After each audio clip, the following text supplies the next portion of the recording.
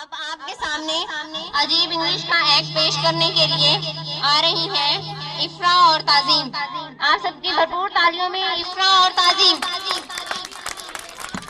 خواتین ابھی بھی کلیپنگ نہیں کر رہی، کیوں؟ اتنا تو انٹرٹین کر دیا، اور کتنا کریں؟ پسلیاں تو ہل گئی ہوں گی. کس کس کی ہلی ہے؟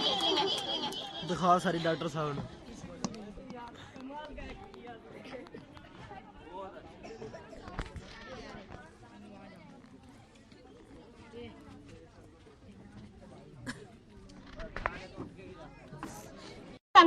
وعلیکم السلام، کیسی ہیں آپ؟ ٹھیک.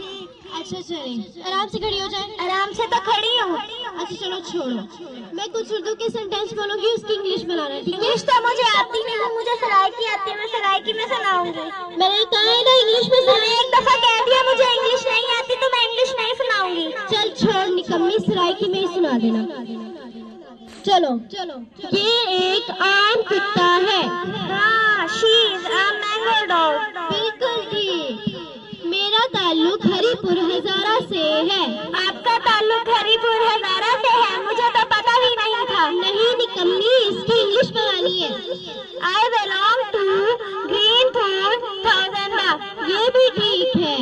سردا اور گرما پھل ہے. کولڈا اینڈ ہوٹاز آر فروٹ. یہ بھی ٹھیک